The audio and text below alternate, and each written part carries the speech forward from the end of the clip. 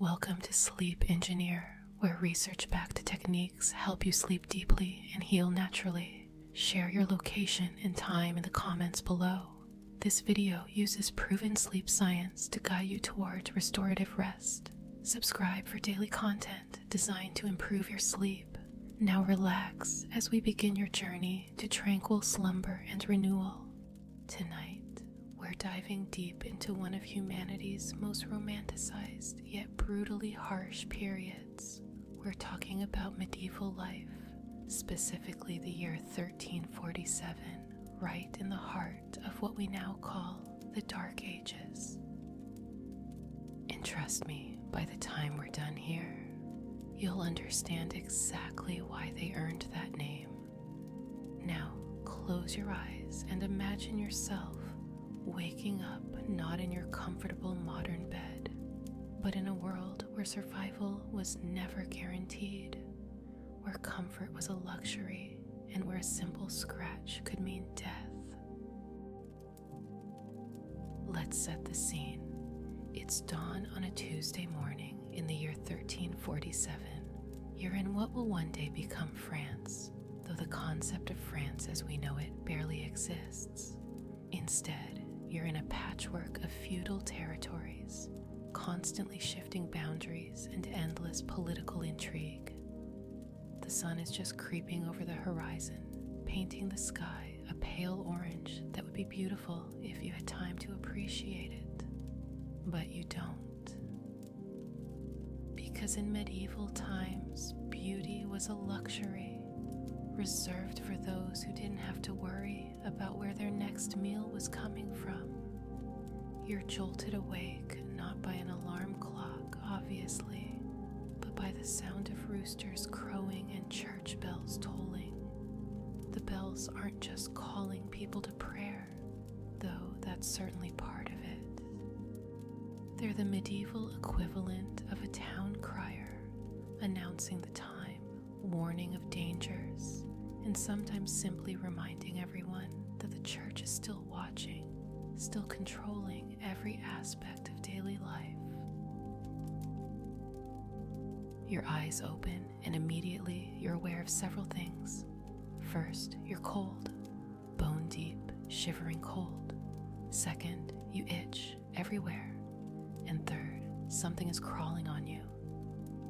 Don't panic, that's just your roommates. Not human roommates, mind you, but the countless fleas, lice, and bed bugs that call your straw mattress home. Everyone has them. Rich, poor, noble, peasant, priest, prostitute, everyone. It's just part of life, like breathing or dying young. Your bed, and I use that term very loosely, is essentially a cloth sack stuffed with straw, hay, or if you're particularly unfortunate, just leaves and whatever soft debris you could scavenge. The straw hasn't been changed in months, maybe longer. It's compressed into a hard, lumpy mass that's home to insects, mold, and occasionally small rodents. Your pillow is either a smaller sack of the same material or simply a folded piece of cloth. Luxury items like feathers are reserved for the wealthy, and even then, they're often crawling with parasites. You're covered by a single woolen blanket that weighs approximately as much as a small child.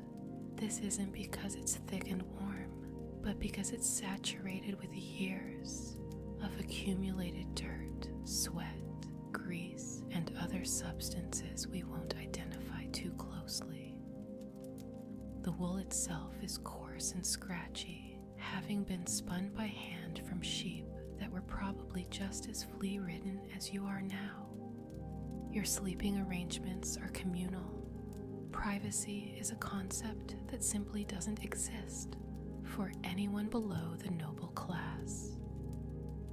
You share this space with your spouse if you have one, your children if they've survived this long, possibly your parents if they're still alive, which at their advanced age of 40 is becoming increasingly unlikely, and any number of extended family members, servants, or simply people who needed a place to sleep and could contribute something to the household. The room itself is small, dark, and constructed entirely of wood and mud. The walls are made of wattle and daub, a construction technique that involves weaving wooden strips together and then plastering them with a mixture of mud, straw, and animal dung. Yes, you're literally living inside walls made partially of excrement. The floor is packed earth, sometimes covered with rushes or straw if you're feeling fancy, but more often just bare dirt that turns to mud when it rains. And speaking of rain, it's probably leaking through your roof right now. Thatched roofs are wonderful in theory, providing insulation and being made from readily available materials. In practice, they leak, harbor insects and rodents, and occasionally catch fire. When they do leak, the water doesn't politely drip into a bucket. It runs down the walls, pools on your dirt floor, and creates a perpetually damp environment that's perfect for growing mold and breeding disease. There are no windows as we understand them. If you're lucky, there might be a small opening in the wall covered with cloth, oiled parchment, or in very rare cases, actual glass. But glass is so expensive that it's literally worth more than most people's homes. So most likely, your only source of natural light is the door, which means your home is perpetually dim, smoky, and filled with shadows that could be hiding anything from a rat to a robber. The smell inside your medieval home is indescribable, and I mean that literally. Modern language lacks adequate words to describe the combination of unwashed human bodies, animal waste, spoiled food, wood smoke, mold, and decay that permeates every surface. It's a smell that gets into your clothes, your hair, your skin, and eventually becomes so familiar that you stop noticing it. Visitors from other households can smell you coming from several yards away. You share this aromatic space with livestock, and before you think that sounds quaint and rustic, remember that these animals haven't been house-trained. Your chickens, if you're fortunate enough to own any, roost wherever they please and leave droppings everywhere. If you have a pig, and pigs were incredibly valuable, it lives in the house with you, contributing its own distinctive odor and waste to the environment. Sometimes there are goats, sheep, or even a cow, depending on your wealth and the size of your dwelling. The fire pit or hearth is the center of your home, providing heat for cooking and warmth. But medieval homes weren't designed with proper ventilation, so the smoke doesn't have anywhere to go except to fill your living space, before eventually finding its way out through gaps in the roof or walls. This means you're constantly breathing smoke, which explains why respiratory problems were endemic and why most people had a persistent cough that they just accepted as normal. Now you need to relieve yourself. In our modern world, this is a private, quick, and sanitary process. In medieval times, it's none of those things. If you live in a rural area, you probably have a simple pit latrine some distance from your house. This is basically a hole in the ground, sometimes with a wooden seat built over it, sometimes not. There's no privacy screen, no door, no toilet paper, and definitely no hand sanitizer. The waste from these latrines doesn't magically disappear. It accumulates, it smells, and it attracts flies, rats, and disease. When the pit fills up, you don't call a sanitation service. You dig a new hole and cover the old one, hoping that the waste will decompose faster than it breeds pestilence. Sometimes it does, sometimes it doesn't. If you live in a town or a city, the situation is somehow even worse. Urban dwellings often have chamber pots, which are exactly what they sound like, pots that you use as toilets. When full, the contents are typically thrown out the window into the street below. There's a traditional warning shout, Gardez-l'eau, which is derived from the French regardez-l'eau, meaning watch out for the water, though what's being thrown is decidedly not water. The streets of medieval towns are essentially open sewers. All of this human waste, combined with animal waste from horses, pigs, chickens, and dogs, creates a fetid river of filth that flows through the center of most streets. When it rains, this creates a disgusting soup. When it doesn't rain, it creates a crusty, stinking layer that you have to walk through every day. Toilet paper hasn't been invented yet. Instead, people use whatever is available: straw, leaves, moss, rags, or sometimes just their hands, which they then wipe on their clothes or whatever surface is convenient. The concept of washing your hands after using the toilet is completely foreign. Water is precious, soap is expensive and rare, and besides, everyone's hands are already dirty from everything else they've been doing. Personal hygiene, as we understand it, simply doesn't exist. Most people bathe perhaps once or twice a year, if at all. This isn't because they're lazy or don't care about cleanliness. Water has to be carried by hand from a well or stream, then heated over a fire in laborious, time-consuming process.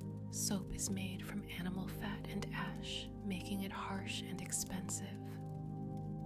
Most importantly, medieval medical theory actually held that bathing was dangerous to your health. According to medieval physicians, bathing opened your pores, making you vulnerable to disease and evil humors. They believed that a layer of dirt and grime actually protected your skin from illness. Clean skin was considered weak and susceptible, so not only was bathing difficult and expensive, it was also thought to be medically inadvisable. Instead of bathing, people changed their undergarments when they had them. Linen shirts or shifts were worn next to the skin and were supposed to absorb sweat and oil. These would be washed more frequently than the outer clothes, though frequently might mean once a month if you were particularly fastidious. Most people owned only one or two of these undergarments, so they were often worn for weeks at a time. Your outer clothing consists of a tunic or dress made of rough wool or linen. If you're a peasant, you probably own only one outfit, which you wear every single day until it literally falls apart. There's no such thing as seasonal clothing, fashion, or having different clothes for different occasions. You have one set of clothes and you wear them whether you're working in the fields, attending church, sleeping, or celebrating a holiday. These clothes are never really clean. They're washed occasionally in cold water with harsh soap, but the combination of daily wear, lack of undergarments, and infrequent washing means they're permanently stained with sweat, food, dirt, and bodily fluids. The smell is overwhelming, but since everyone smells the same way, it becomes background noise. Shoes are a luxury. Most peasants go barefoot year-round, developing thick, calloused soles that can handle rough terrain, but are constantly vulnerable to cuts, infections, and frostbite. Those fortunate enough to own shoes wear simple leather slippers or wooden clogs that provide minimal protection and no support. These shoes aren't waterproof, so your feet are often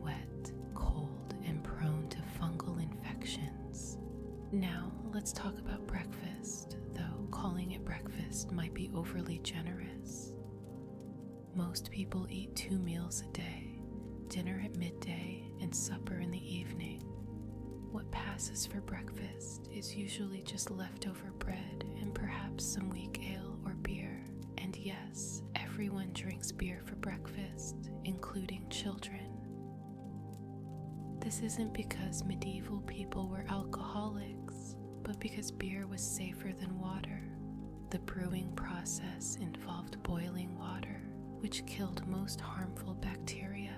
The alcohol content was usually quite low, just enough to preserve the liquid and make it safer to drink. Water sources were contaminated with human and animal waste, making them dangerous to consume. So beer, weak though it was, became the primary beverage for people of all ages. Your breakfast bread is nothing like modern bread. It's made from whatever grain is available, which might be wheat if you're wealthy, but more likely barley, rye, or oats. In times of shortage, bread might be extended with sawdust, acorns, or even clay. The texture is coarse and dense, and it's often partially moldy. You don't throw away moldy bread. You scrape off what you can and eat the rest. Sometimes this bread contains ergot, a fungus that grows on rye and other grains. Ergot poisoning causes hallucinations, convulsions, and death. Entire villages would sometimes suffer from ergot poisoning simultaneously, leading to mass hysteria and strange behavior that was often attributed to witchcraft or demonic possession. If you're fortunate, you might have some cheese or milk to go with your bread, but dairy products spoil quickly without refrigeration, so they're often rancid or sour. Milk is consumed immediately after milking, or it's made into cheese, which can last longer, but is often moldy and infested with maggots. These maggots aren't removed. They're considered protein and eaten along with the cheese. Meat is a luxury reserved for special occasions and wealthy households. Most peasants eat meat only a few times a year, typically during religious festivals or when an animal dies of natural causes.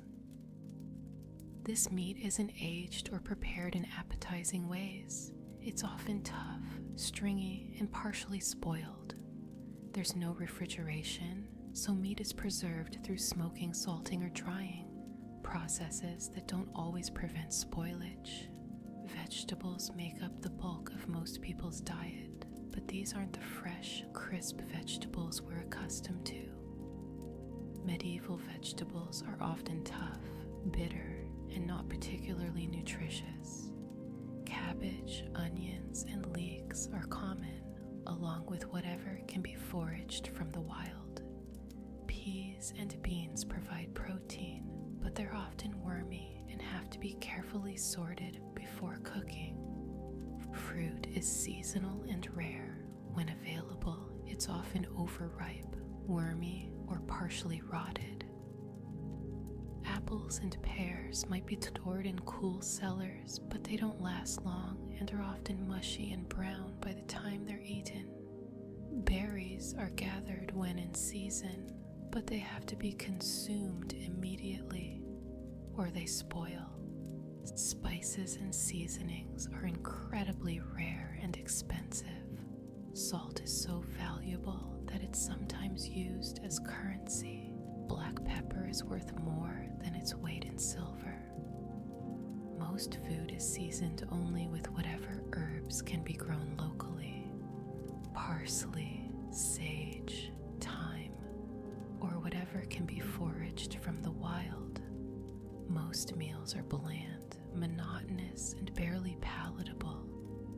Cooking is done over an open fire, making it dangerous and unpredictable.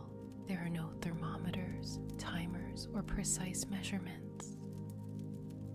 Everything is cooked by sight, smell, and experience. Food is often burned on the outside outside and raw on the inside, or overcooked into an unrecognizable mush. Pots and pans are expensive, so most cooking is done in a single large cauldron that serves multiple purposes. This cauldron is rarely cleaned thoroughly. It's used for cooking food, heating water, washing clothes, and sometimes even for bathing. The residue from previous meals accumulates, creating a permanent layer of grease and food particles that affects the taste of everything cooked in it. The cauldron itself might be made of iron, which can rust and flake into food, or clay, which can crack and leak. Now that you've choked down your breakfast, it's time to start your workday. And if you think modern jobs are demanding, wait until you experience medieval labor. There are no weekends, no 8-hour workdays, no vacation time, no sick leave, and definitely no workers' compensation. You work from sunrise to sunset, 6 days a week, with Sunday reserved for religious obligations. If you're a peasant, which statistically you almost certainly are, you're tied to the land through a system called serfdom. You don't own the land you work. It belongs to a lord who might never have actually seen it. You can't leave without permission. You can't marry without approval. And you owe a portion of everything you produce to your lord. You're not quite a slave, but you're not free either. Your tools are primitive and inefficient. Your plow, if you have one, is made of wood with perhaps an iron tip if you're fortunate. It barely scratches the surface of the soil, requiring multiple passes to prepare a field for planting. Most of your work is done by hand with simple tools, hoes, sickles, and scythes that are constantly dulling and breaking. Farming is back-breaking labor performed in all weather conditions. There's no shelter from rain, snow, or blazing sun.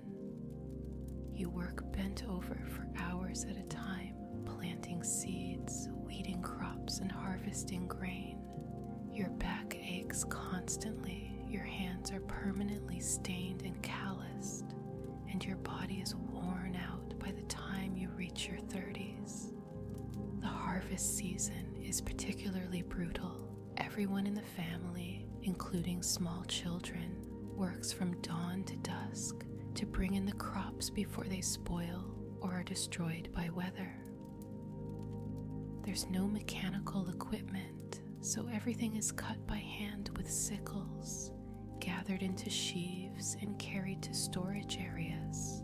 A single family might have to harvest several acres of grain in just a few weeks. But even after the grain is harvested, the work isn't done. It has to be threshed to separate the grain from the stalks, winnowed to remove the chaff, and then stored in ways that will hopefully prevent it from rotting or being eaten by rodents. Much of this work is done in communal areas where entire villages gather to process the harvest together. If you're not a farmer, you might be a craftsperson, but that doesn't mean your life is any easier. Blacksmiths work over blazing hot forges, breathing toxic fumes and risking burns and injuries every day. Carpenters work with hand tools that require enormous physical strength and skill. Weavers sit hunched over looms for hours, straining their eyes and developing repetitive stress injuries. Women's work is never-ending and rarely acknowledged. In addition to helping with farming and crafts, women are responsible for cooking, cleaning, childcare, and household management. They spin thread, weave cloth, make clothes, preserve food, tend gardens, care for livestock, and nurse the sick. They work while pregnant, work immediately after giving birth, and continue working even when ill. Children begin working as soon as they're old enough to be useful, usually around age 5 or 6. They help with simple tasks like gathering eggs, feeding animals, and carrying water. By age 10, they're expected to do adult work, and by their teens, they're often apprenticed to craftspeople or married off to start their own families. Work-related injuries are common and often fatal. A cut from a farm tool can become infected and lead to amputation or death. Burns from forges or cooking fires can cause permanent disability. Falls from ladders, scaffolding, or roofs are frequent, and there's no medical care available for serious injuries. Most people who survive to old age bear the scars and disabilities of a lifetime of dangerous labor. Now let's talk about medieval medicine. Though calling it medicine might be generous, when you get sick or injured, and you will get sick or injured, your options are prayer, herbal remedies, and bloodletting. That's about it. There are no antibiotics, no painkillers, no anesthesia, and no understanding of germ theory or infection control. Medieval medical theory is based on the concept of the 4 humors: blood, phlegm, yellow bile, and black bile. According to this theory, illness is caused by an imbalance of these humors, and treatment involves restoring balance through bloodletting, purging, or adjusting diet. This theory is completely wrong, but it's the best medicine has to offer. Bloodletting is the most common treatment for almost any ailment. Whether you have a fever, headache, broken bone, or plague, the cure is to drain some of your blood. This is done with knives, lancets, or leeches. The amount of blood removed can be substantial, often weakening patients who are already ill and sometimes killing them outright. Barber surgeons perform most medical procedures. These are the same people who cut hair and shave beards, but they also pull teeth, set bones, and perform surgery. They have no formal medical training, no understanding of anatomy, and no concept of sterile technique. Their instruments are dirty, their methods are crude, and their success rate is appallingly low. Surgery is performed without anesthesia. Patients are held down while conscious as their limbs are amputated, their skulls are trepanned, or their tumors are cut out. The pain is unimaginable, and many patients die from shock during the procedure. Those who survive the surgery often die from infection afterward, since no one understands the importance of cleanliness. Herbal remedies are the closest thing to effective medicine available, but even these are often based on superstition rather than science. Some herbs do have genuine medicinal properties, but they're often administered in incorrect doses or for inappropriate conditions. Many herbal treatments are actually harmful, containing toxic compounds that make patients sicker. Childbirth is particularly dangerous for women. There's no prenatal care, no understanding of proper hygiene during delivery, and no way to handle complications. Midwives do their best, but they have no training and no medical knowledge. Many women die in childbirth, and infant mortality rates are staggering. Nearly half of all children die before their 5th birthday. Mental illness is completely misunderstood. People with depression, anxiety, schizophrenia, or other mental health conditions are thought to be possessed by demons, cursed by God, or suffering from an excess of black bile. Treatment might involve exorcism, prayer, bloodletting, or simply being chained up and ignored. There's no concept of mental health care or psychological support.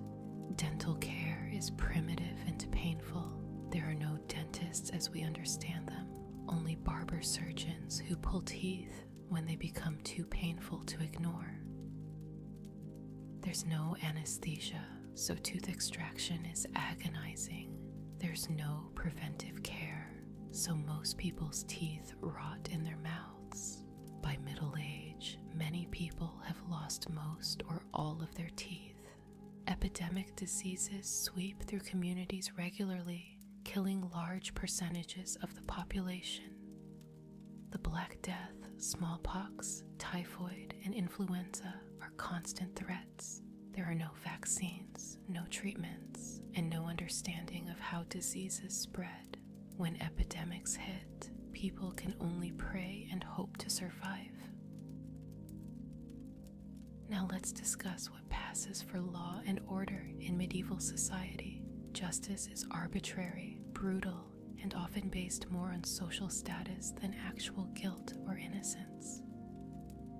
If you're accused of a crime, you're probably guilty until proven innocent, and proving innocence often involves surviving torture or ordeal. Trials by ordeal are common methods of determining guilt. You might be forced to carry a red-hot iron bar, plunge your hand into boiling water, or be thrown into a river. If you survive without injury, or if you sink in the water, you're considered innocent.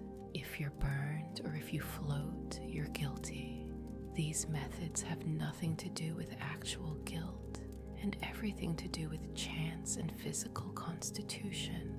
Punishments are designed to be public spectacles as much as deterrents. Thieves might have their hands cut off, adulterers might be branded, and murderers might be hanged, drawn, and quartered. Executions are community events where people gather to watch and cheer.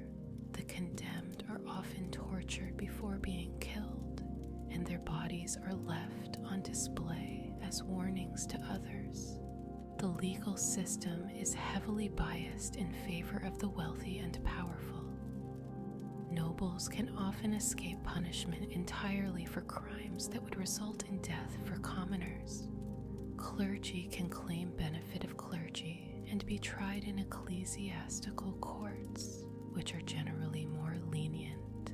Women have almost no legal rights and can be punished for their husband's crimes. Violence is an accepted part of daily life. Men carry weapons regularly and use them to settle disputes. Domestic violence is not only legal, but expected. Husbands are supposed to discipline their wives and children physically. Brawls in taverns, markets, and public spaces are common, and serious injuries or deaths from these fights rarely result in punishment. Now let's talk about the role of religion in medieval life, because religion isn't just part of life in the Middle Ages, it is life. The Catholic Church controls almost every aspect of daily existence, from when you wake up to when you go to sleep, from who you marry to how you're buried. Every day is structured around religious observances. Church bells ring at regular intervals, calling people to prayer, marking the passage of time, and reminding everyone that God is watching.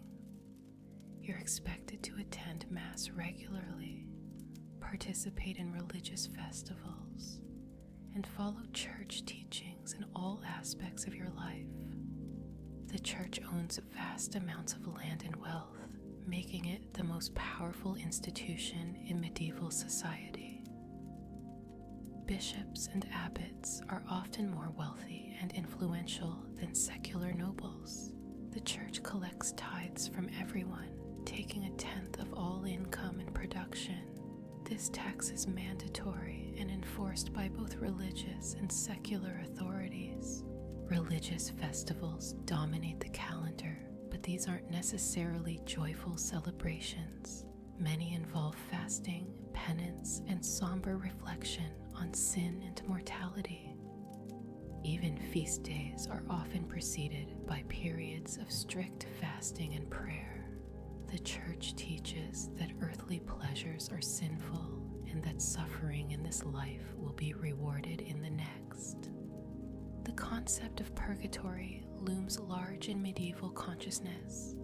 People believe that most souls must spend time in purgatory being purified before entering heaven. This creates a lucrative market in indulgences, prayers, and masses for the dead. Families will impoverish themselves, paying for prayers to reduce their loved ones' time in purgatory. Heresy is one of the most serious crimes imaginable.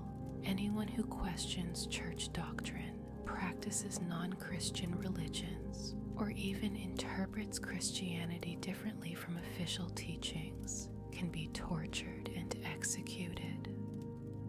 The Inquisition actively seeks out heretics, using torture to extract confessions and burning unrepentant heretics at the stake.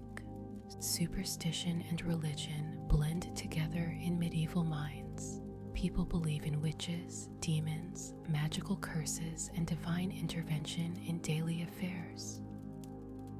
Unusual events like eclipses, comets, or birth defects are seen as omens or punishments from God. This creates a constant atmosphere of fear and paranoia. Education is controlled by the church and limited to a tiny elite. Most people are completely illiterate and rely on priests to interpret religious texts for them. This gives the church enormous power to control information and shape public opinion. Even among the educated, knowledge is limited to religious texts and classical works approved by church authorities. Now, as the day wears on and your body aches from labor, your stomach churns from questionable food, and your mind reels from the constant stress of survival, you might think the worst is behind you. But medieval evenings bring their own challenges and terrors.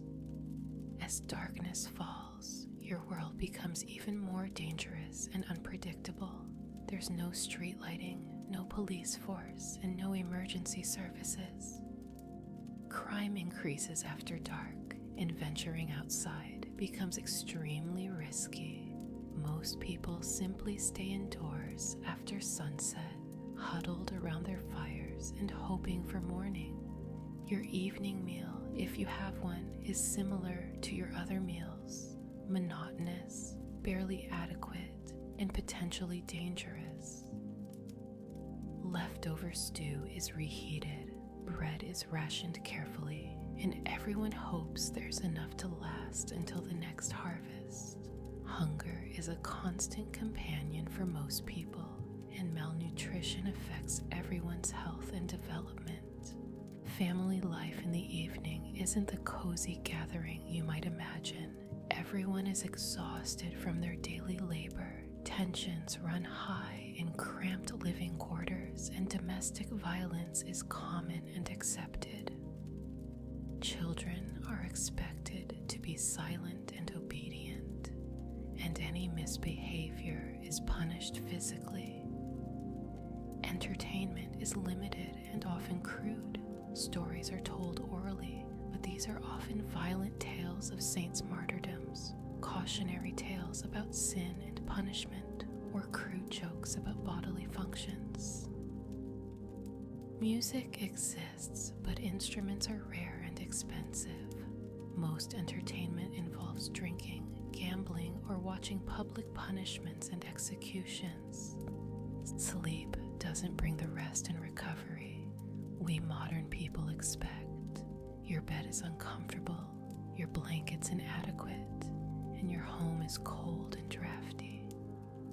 You're awakened frequently by crying children, restless animals, or the sounds of violence from neighboring homes. Nightmares are common, fueled by constant exposure to death, disease, and religious imagery of hell and damnation. As you lie there in the darkness, listening to the sounds of a world that offers little comfort and less hope. You might reflect on what your life has been and what it might become.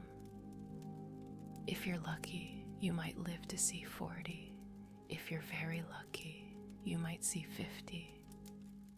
But most likely, death will come sooner, probably from disease, accident, or violence. And when death comes, as it inevitably will, there will be no medical intervention to save you, no life support to extend your time, no pain medication to ease your passing. You'll die as most people die in medieval times, in pain, surrounded by helpless loved ones, hoping that your suffering in this life will be rewarded in the next. Your funeral, if you can afford one, will be simple and brief.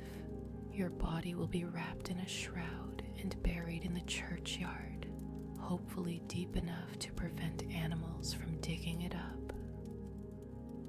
There will be prayers for your soul, assuming your family can afford to pay the priest, and then life will go on without you, much as it did with you. So there you have it, a single day in medieval life, multiplied by thousands of days, lived by millions of people in a world that was brutal, brief, and largely hopeless. The romantic notion of medieval times as a period of chivalry and adventure is pure fantasy. The reality was dirt, disease, death, and desperation, sweet dreams, and may you never have to experience a single day in medieval times. Until next time, sleep well, and remember how fortunate you are to be alive in the modern world.